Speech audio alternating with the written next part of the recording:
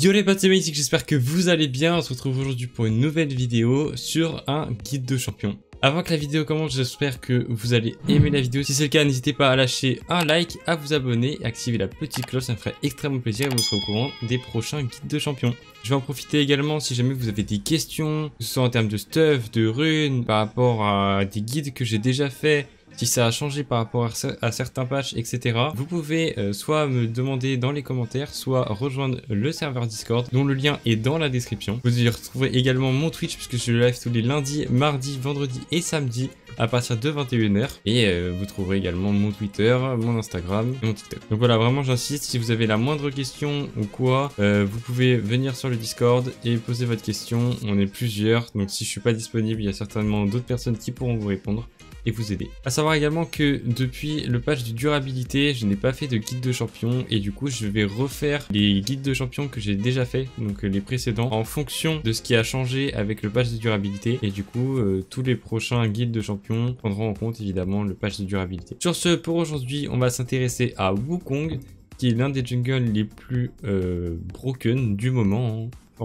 Franchement, je pense que c'est le perso le plus genre S+ tier en jungle actuellement, donc c'est parti pour un petit guide sur Wukong.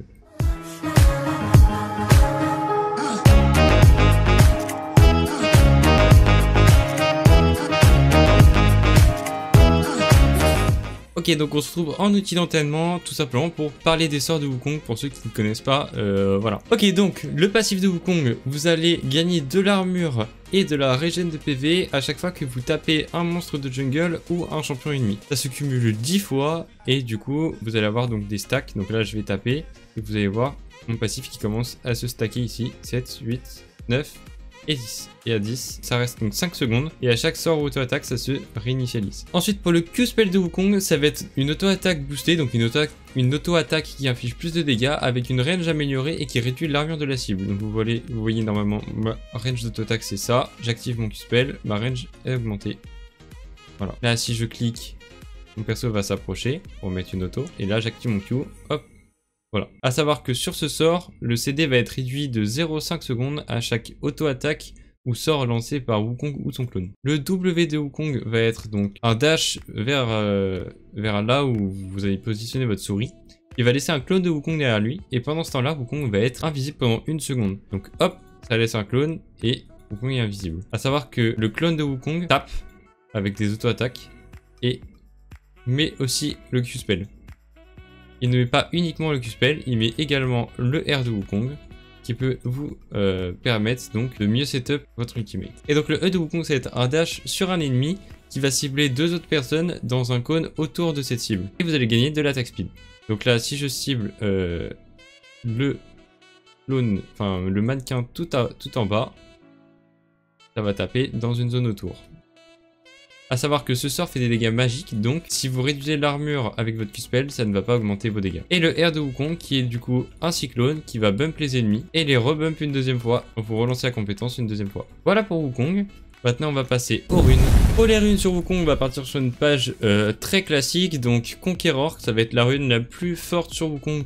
Pourquoi? Parce que Wukong c'est un personnage qui va aimer les fights longs, notamment pour pouvoir l'ulti qui dure longtemps, surtout si vous l'utilisez les 2 fois. C'est un personnage qui va rester longtemps dans les fights, du début à la fin en général. Donc le conquérant va être son atout principal, qui va en plus synergiser avec son passif, qui va lui donner, je le rappelle, de l'armure et de la régène PV.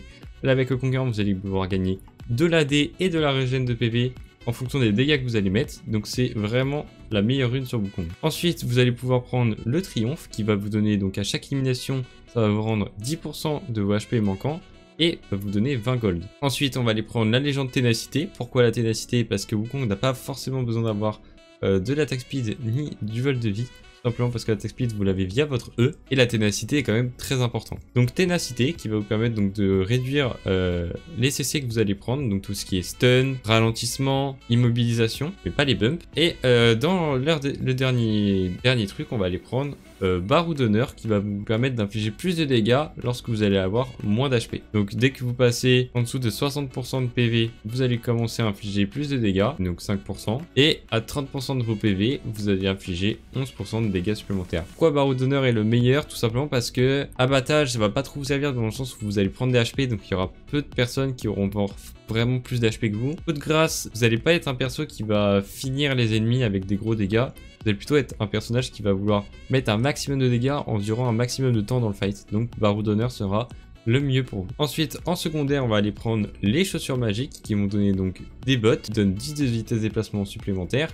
Pourquoi les chaussures magiques et pourquoi est-ce que c'est pris sur pratiquement tous les jungles? En fait, c'est simple, ça va vous permettre d'économiser déjà 300 gold et du coup, ça va vous permettre de rush votre item mythique le plus vite possible, sans passer par la case bot. Et ensuite, vous allez pouvoir prendre soit le savoir cosmique qui vous donne de l'accélération de compétences, de l'accélération de sort d'invocateur, donc flash, smite, et de l'accélération d'objets, donc pour votre pourfendeur divin, pour votre ange gardien, pour votre malmortus. Sinon, si vous préférez snowball, vous pouvez prendre un marché du futur qui va vous permettre donc de vous endetter dans la boutique pour pouvoir avoir des spikes plus rapidement à un moment donné où normalement vous ne pouviez pas avoir ce spike, donc c'est cette montée en puissance. Donc voilà, ça peut être un deuxième point. Donc soit savoir cosmique, soit marché du futur. À savoir que marché du futur va très bien synergiser avec les chaussures magiques. Pourquoi? Parce que ça vous donne 300 gold gratuits. Et marché du futur, en gros, à chaque fois que vous vous endettez, quand vous sortez de la boutique, vous allez perdre 50 gold. Sauf que là, vous avez déjà 300 gold qui vous sont donnés gratos. Donc vous pouvez perdre 300 gold à force de faire des moins 50 en vous endettant. Et de toute façon, via le triomphe qui vous donne 20 PO à chaque élimination, vous allez pouvoir récupérer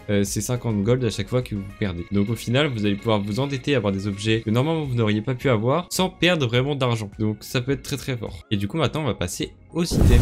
Ok, on se retrouve une nouvelle fois dans l'outil d'entraînement. Je vous ai préparé spécialement juste pour Wukong un petit set d'objets. Donc en mythique vous allez avoir le choix entre le pourfendeur divin ou la trinité en fonction de s'il y a que des squishies en face, donc des personnes qui vont être tuables très rapidement et qui n'ont pas beaucoup de résistance, ou pourfendeur divin. Je vous conseille dans tous les cas de partir sur pourfendeur divin qui vous donnera tout ce qu'il vous faut en fait. Vous allez avoir des dégâts, des HP, de la CDR et le passif de l'âme enchantée fait super mal. Et la propriété passive mythique qui vous donne de la pénétration d'armure est super fort, c'est tout ce qu'il faut à Wukong, donc ce sera forcément mieux que la trinité. En tout cas du moins tant que le pourfendeur n'est pas nerf. Ensuite, deuxième bloc, ça va être tout ce qui est objets offensifs et les objets qui sont le plus couramment utilisés sur Wukong. Donc le couperet noir qui va vous permettre en plus du Q-spell de réduire l'armure de votre cible et qui va très bien fonctionner avec votre cyclone puisque vous allez taper beaucoup de fois les cibles. La danse de la mort est également un très bon item puisque ça va vous permettre de tanker un maximum de dégâts via le passif. Ça va synergiser avec le triomphe en vous redonnant des HP à chaque élimination.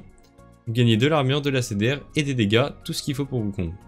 L'ange gardien est également un très bon item parce que vous allez gagner de l'AD et de l'armure. Et si jamais vous tombez pendant un fight, vous allez pouvoir revivre et continuer votre fight. La gueule de Malmortus est un très bon item puisque depuis le changement où il est revenu à l'ancienne Malmortus, ça donne de l'AD, de la résistance magique, de la CDR et le bouclier de résistance magique n'est pas négligeable, surtout qu'il vous donne de la régénération jusqu'à la fin du combat. L'épée d'un chimico-punk, si jamais vous avez besoin d'anti-heal, c'est l'item à faire, ça vous donne de l'AD, de la CDR, des HP et l'effet anti-heal. Le troisième donc bloc, ça va être tout ce qui est tankiness, donc le lithoplastron qui va être assez fort avec Wukong puisque vous allez souvent être au cœur de la mêlée, notamment pour mettre votre ultimate avec votre clone ou vous-même, ou avec votre dash sur le E qui va vous emmener au milieu des gens. Donc là vous allez pouvoir avoir gagné beaucoup d'armure et de résistance magique puisque vous allez être au milieu de plein de personnes. L'active va vous permettre de tanker plus longtemps avec le shield et ça vous donne déjà des résistances, enfin beaucoup de résistance de base avec un petit peu de CDR. Le présage de Randuin va être un très bon item contre les compositions pourrait vous kite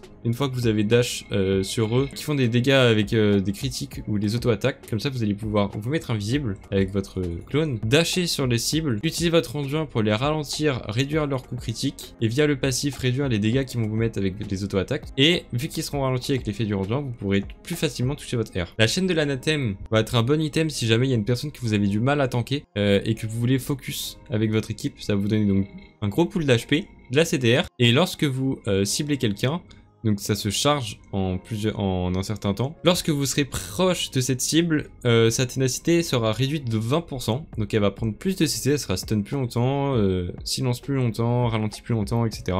Et vous allez prendre 30% de dégâts en moins de cette cible une fois que l'item sera stacké au maximum. Et enfin on a la force de la nature qui va permettre de tanker du coup plus de dégâts magiques puisque c'est des effets cumulables qui vont donner donc plus de résistance au fur et à mesure et on va subir moins de dégâts magiques, tout en gagnant plus de vitesse de déplacement.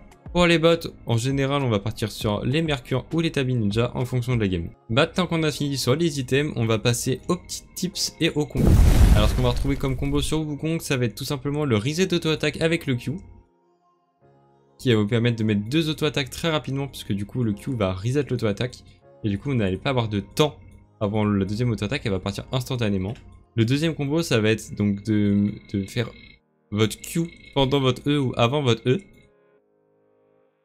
Et du coup, il va proc directement juste après. Troisième petit combo, ça va être donc de dash sur la personne, de mettre son clone. Comme ça, le clone va taper en même temps que vous la personne et mettre votre Q en faisant un reset d'auto-attaque, comme j'ai fait juste avant, au début. Et comme ça, votre clone va également mettre son Q. Et ensuite, vu que votre clone va taper avec vous, vous allez pouvoir réduire très vite le CD de votre Q. Donc on va faire ça, hop.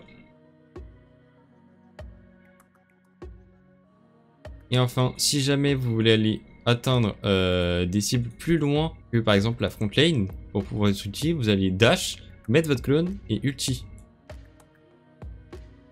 Et là, vous allez pouvoir toucher tout le monde. Et sinon, combo plus simple, si jamais vous avez une seule ou deux cibles qui sont assez proches l'une de l'autre, vous allez pouvoir, donc si vous êtes loin, puisque maintenant le W permet de passer les murs, si vous êtes loin, vous pouvez passer le mur, dash, mettre votre Q et mettre votre R. Comme ça, l'armure de la personne sera réduite et votre R fera plus de dégâts.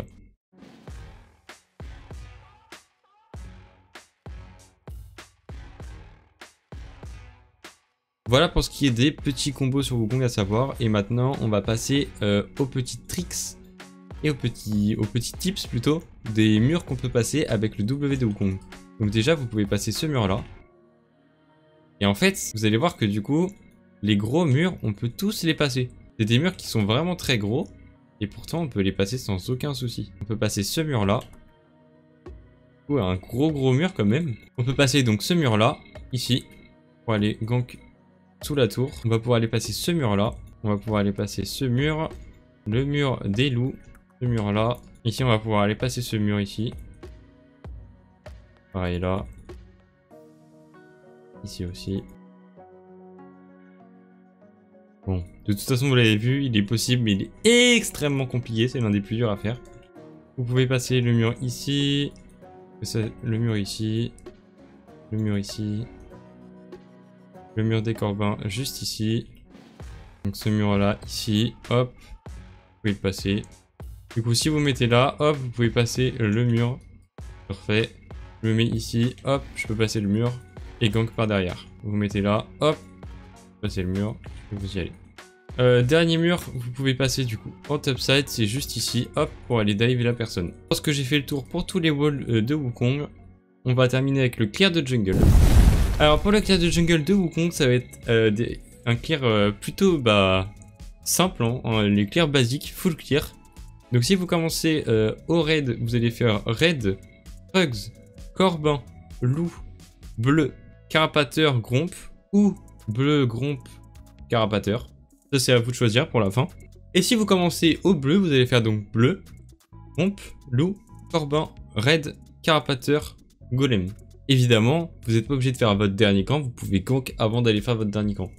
Mais en général, full clear basique dans ce sens-là. Voilà, si vous avez des questions, n'hésitez pas, l'espace commentaire est fait pour ça, sinon vous pouvez rejoindre le Discord. À savoir qu'avec Wukong, vous êtes assez safe dans votre jungle, puisque via votre passif, vous serez tout le temps stacké en armure et en regen PV. Donc si jamais des gens veulent venir vous fight, et vous allez pouvoir leur répondre. Sur ce, j'espère que la vidéo vous aura plu. N'hésitez pas à liker, à vous abonner, à activer la petite cloche comme d'habitude. Sur ce, je vous laisse. Je vous retrouve à la prochaine pour un autre guide de champion. C'était Mizik.